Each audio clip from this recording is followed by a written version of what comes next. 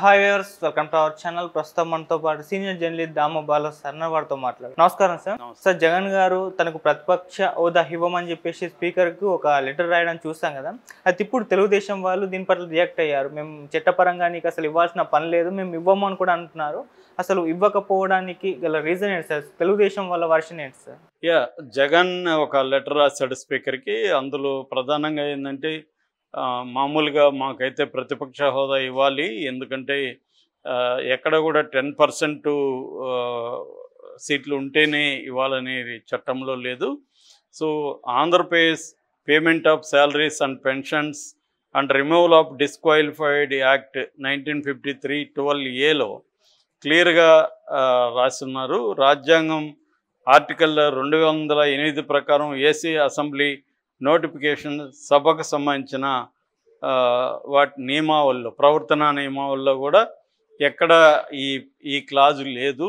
So చట్టంలో 10% ఉంటేనే ప్రతిపక్ష హోదా ఇవ్వాలని లేదు. ఏ పార్టీ ప్రతిపక్షంలో ఉంటే ఆ పార్టీకి ప్రతిపక్ష హోదా ఇవ్వాలి, irrespective of number of seats. ఇది గతంలో జగన్ పేర్కొనేది ఏమంటే 1984లో లోక్సభలో 543 సీట్లకు గాను తెలుగుదేశానికి 30 ఉన్నాయి. అప్పుడు ఉపేంద్ర ప్రతిపక్ష నాయకుడిగా గుర్తించారు, ప్రతిపక్షంగా తెలుగుదేశాన్ని అప్పుడు గుర్తించారు. అట్లాగే 1994లో 294కు గాను కాంగ్రెస్కి 26 సీట్లు వచ్చినప్పటికి కూడా కాంగ్రెస్ని ప్రతిపక్షంగా గుర్తించారు. అప్పట్లో పి జనార్దన్ రెడ్డిని ప్రతిపక్ష నాయకుడిగా గుర్తించారు. అట్లాగే 2015లో ఢిల్లీ శాసనసభలో 70 సీట్లకు గాను బీజేపీకి 3 వచ్చినా కూడా బీజేపీని ప్రతిపక్షంగా గుర్తించారు అనేది జగన్ ఇవన్నీ కూడా డీటెయిల్గా పేర్కొంటూ రాశాడు. అలాగే మాకు ఈ సభలో అవమానాలు జరుగుతాయి, ఎందుకంటే నేను చనిపోవాలని కోరుకున్న వ్యక్తి ఇప్పుడు స్పీకర్ స్థానంలో ఉన్నాడు. అదంతా యూట్యూబ్ వీడియో ఇప్పుడు పబ్లిక్ డొమైన్లో ఉంది, ఆయన మాటలు తెలుస్తుంది. అలాంటి మాటలు మాట్లాడిన వ్యక్తి ఇవాళ స్పీకర్ స్థానంలో ఉంటే మాకు న్యాయం ఎలా జరుగుతుంది? అందుకని కనీసం మాకు ప్రతిపక్ష హోదా ఇస్తే మాకు లీగల్గా కొన్ని అవకాశాలు దొరుకుతాయి, టైం ఎక్కువగా ఉంటుంది, మాకు మాట్లాడేదానికి టైం ఎక్కువ ఇస్తారు, ప్రజా సమస్యల మీద మేము ఎక్కువసేపు మాట్లాడేదానికి అవకాశం ఉంటుంది. మాకు కూడా 40% ప్రజలు ఓట్లు వేశారు కాబట్టి మా మీద ఆ బాధ్యత ఉంటుంది. సో ఇవన్నీ కన్సిడర్ చేసి మాకు ప్రతిపక్ష హోదా ఇవ్వాలి అనేది జగన్ మాట్లాడాడు. సో అంతేకాకుండా నాకు మామూలుగా అయితే ముఖ్యమంత్రి, ఉప ముఖ్యమంత్రి తర్వాత ప్రతిపక్ష నాయకుడిగా నాకు ప్రమాణ స్వీకారం చేసే అవకాశం కల్పించాలి, కానీ వాళ్ళు అలా చేయకుండా మంత్రులు తర్వాత ఇచ్చారు. ఇదంతా కూడా మమ్మల్ని తక్కువగా చూడడం అనేది కనిపిస్తుంది అనేది అతను మాట్లాడాడు. మామూలుగా అయితే అతని వాదనలో వాస్తవం ఉంది, ప్రతిపక్ష హోదా ఇవ్వాలనుకుంటే ఇవ్వచ్చు, అదేమి ఇబ్బంది లేదు. దానివల్ల తెలుగుదేశానికి వచ్చే నష్టం కూడా ఏం లేదు. అంటే క్యాబినెట్ ర్యాంక్ వస్తుంది, దీనికి కొన్ని రకాల లీగల్ ఇది వస్తుంది. సో అదొక పాయింట్. ఒకవేళ ప్రతిపక్ష హోదా ఇవ్వలేదనుకో, జగన్ ప్రతిపక్ష హోదా లేదు కాబట్టి నేను అసెంబ్లీకి వెళ్ళను అనేది కూడా కరెక్ట్ కాదు. ఖచ్చితంగా ప్రతిపక్ష హోదా ఇచ్చినా ఇకపోయినా ఇతనైతే ప్రతిపక్ష నాయకుడే అక్కడ, దాన్ని అయితే ఎవరు కాదనలేరు. పొలిటికల్గా చూసుకున్నప్పుడు ప్రతిపక్ష నాయకుడే. క్యాబినెట్ ర్యాంక్ రాకపోవచ్చు, వీళ్ళకి కొన్ని రకాల సౌకర్యాలు అక్కడ లేకపోవచ్చు, కానీ తాము చాలా జాగ్రత్తగా అక్కడ మసులుకుంటూ ప్రజా సమస్యలు కానీ లేవనెత్తితే, ఒకవేళ వాళ్ళు అవమానాలకు గురి చేసి వాళ్ళు స్పీకర్ కానీ మిగతా వాళ్ళు కానీ వైసీపీని అవమానంగా అవహేళనగా మాట్లాడితే అదంతా కూడా ప్రజల్లో ఎక్స్పోజ్ చేయాలి. ప్రజలు చూస్తున్నారు, మనం చూసాము. మన తమిళనాడులో ఒకప్పుడు జయలలితని చాలా దారుణంగా అవమానించారు, దాని తర్వాత అంతే దారుణంగా డిఎంకే ఓడిపోయింది. సో జగన్ ఏంటంటే ఇప్పుడు తను ఎస్కేప్ అవడానికి ప్లాన్ చేస్తున్నాడు అనేది ఒక వెర్షన్, అసెంబ్లీకి వెళ్ళకుండా ఎగ్గొట్టడం కోసం ఈ ప్లాన్ చేస్తున్నాడు అనేది తెలుగుదేశం ఆరోపిస్తుంది. అది నేను కూడా చెప్పాను, అది నిజమే అనిపిస్తుంది మనలాంటి వాళ్ళకి కూడా. చూస్తే ఇతను అసెంబ్లీకి వెళ్ళకూడదు కాబట్టి వాళ్ళు చేయరని తెలిసిన దాన్ని ఇతను డిమాండ్ చేస్తున్నాడు.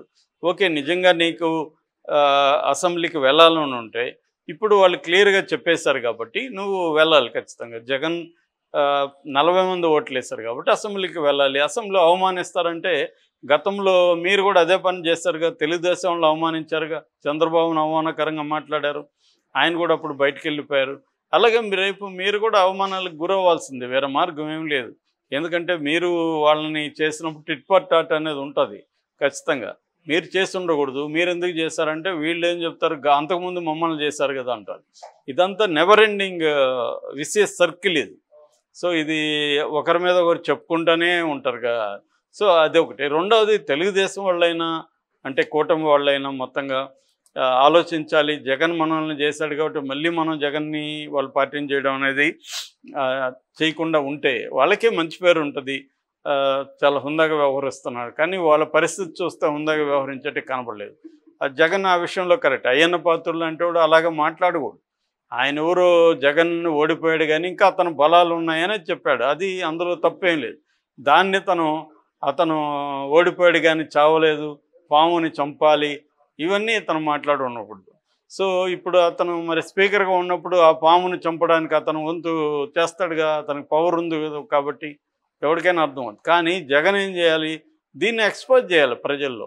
ఎప్పుడైనా మనం ఒక ప్రజల కోసం నిలబడాలన్నప్పుడు అవమానాలు ఉంటాయి, బాధలు ఉంటాయి, నిర్బంధం ఉంటుంది, ఇవన్నీ ఎదుర్కోవాలి. ఇవన్నీ ఎదుర్కోకపోతే ఇంక రాజకీయ పార్టీ ఎందుకు మూసేయచ్చు కదా. మూసేసి ఆయనకు బిజినెస్ ఉంది, ప్రశాంతంగా ఆయన ఏ లండన్లోనో ప్యారిస్లోనో పిల్లలతో గడపచ్చు. ఎందుకు మరి ఇవన్నీ? ఎవరు అడిగారు ఆయన్ని? ఆయనే వచ్చాడు, ప్రజల కోసం వచ్చానని చెప్తున్నాడు. వచ్చినప్పుడు ఇవన్నీ నిలబడాలి. చంద్రబాబు నిలబడ్డాడు కదా, చంద్రబాబు కూడా అనేక బాధలను ఎదుర్కొన్నాడు, జైలుకి వెళ్ళాడు, నిలబడ్డాడు కదా. ఇవాళ కేజ్రీవాల్ లాంటి వాళ్ళు జైల్లో ఉన్నారు, వాళ్ళు నిలబడుతున్నారు కదా. అలాగే ఇది కూడా part of the life, political లైఫ్లో ఇవన్నీ ఉంటాయి. జగన్కి ఇవన్నీ కొత్త కూడా ఏం కాదు. కాబట్టి మళ్ళీ వెళ్ళాలి, మరి వెళ్తాడా లేదన్నది చూడాలి. అయితే ఈయన అభ్యర్థనను పయ్యావుల కేసు ఈరోజు రిజెక్ట్ చేశాడు.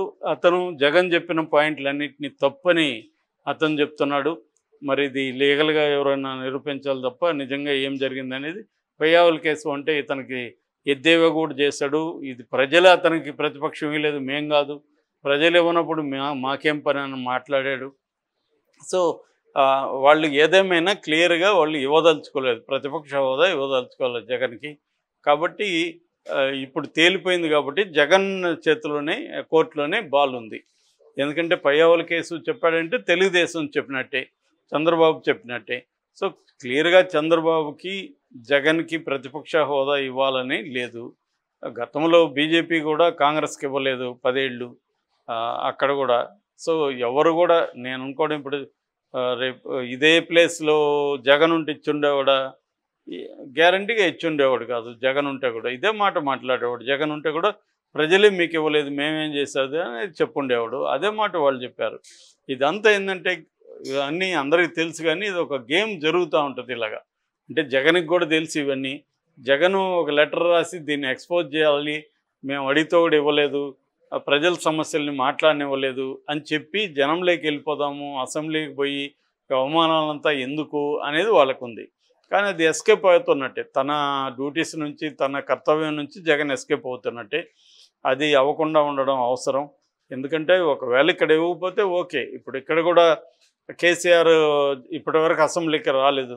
అమెరికా అది నెగిటివ్ ఎఫెక్ట్ పార్లమెంట్ ఎన్నికల్లో కూడా చూపించింది కదా. అంటే అసెంబ్లీకి వచ్చుంటే ఏదో ఎన్నికల్లో పాజిటివ్ వచ్చేస్తుందని కాదు, ఖచ్చితంగా తన ఒక ఎమ్మెల్యేగా తన కర్తవ్యం నిర్వర్తించాలి, ఒక పార్టీ లీడర్గా తన కర్తవ్యం నిర్వర్తించాలి. అప్పుడు అది ప్రజల్లో మెల్లగా అయినా వెళ్తుంది. కానీ ఎస్కేప్ అవ్వడం మొదలు పెడితే పాలిటిక్స్లో నిన్ను పక్కన పెట్టేస్తారు.